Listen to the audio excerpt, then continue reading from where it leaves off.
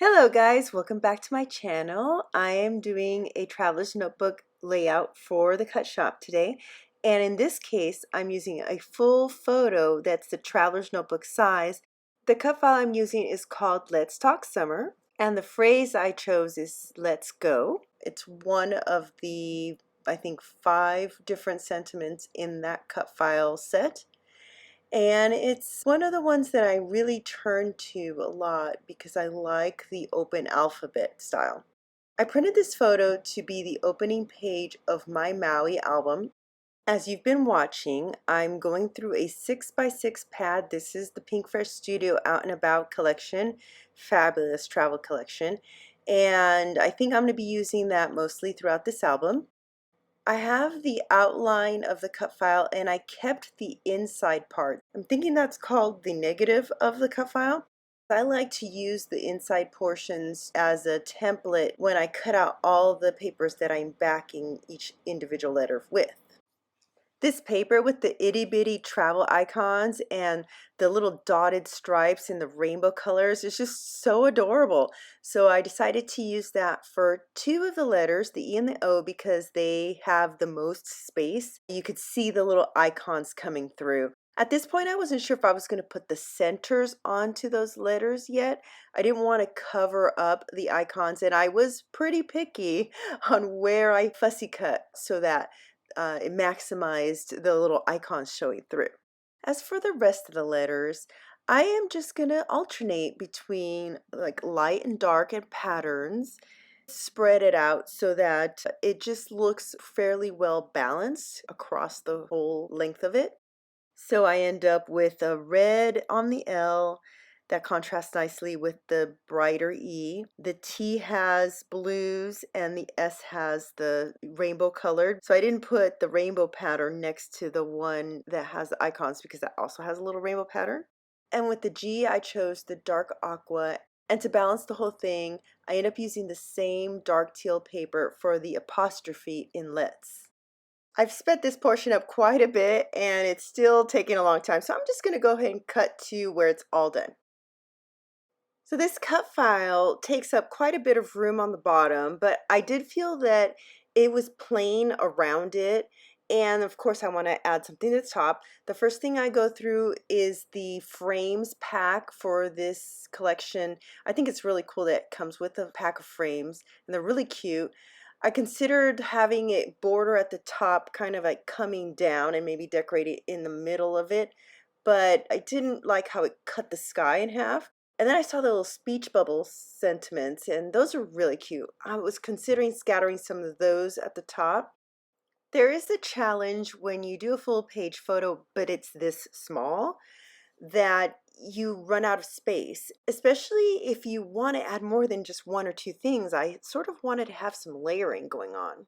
My thoughts kept coming back to the frames, so I pulled one out and thought maybe I could put it on the bottom. I didn't want to cover in the middle though, because that's where the iconic tropical scene really is, where the palm trees are silhouetted and the water and then the sunset.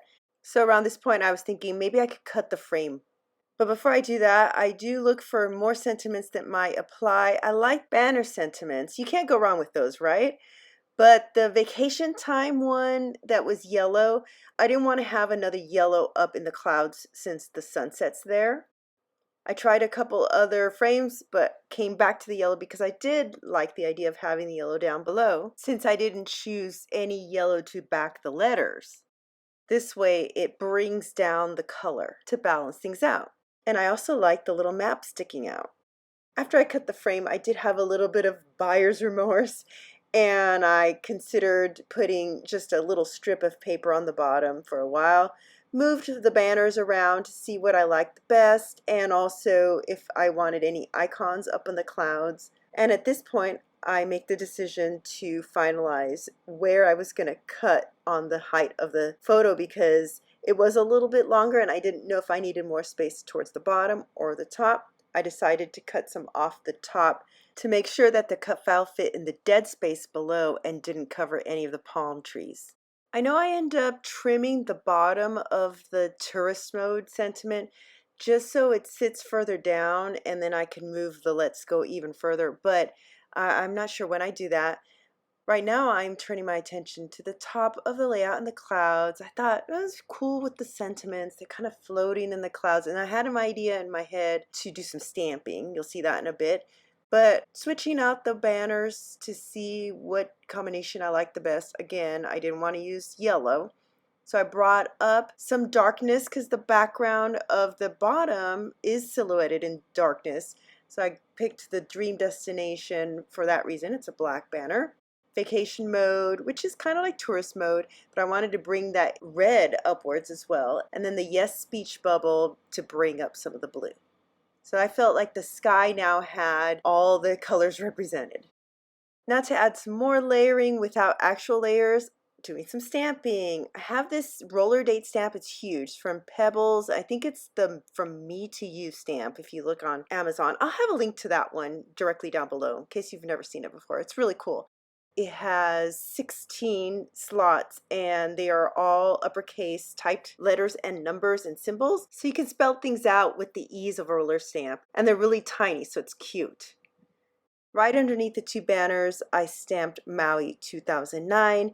And then under the yes, I decided to pull that up and stamp. I kind of wanted it almost like they're in the clouds, stamped Maui over and over again.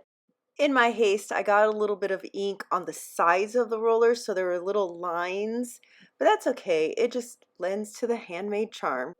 Oh yeah, here's where I pull up that bottom piece and I came back, it's trimmed down. The cut file had been bothering me slightly in that it was really bold against the darker area there. So I decided to add some stitching. Not only will that add color so it's not so bright, it's going to help blend in with the rest of the embellishments.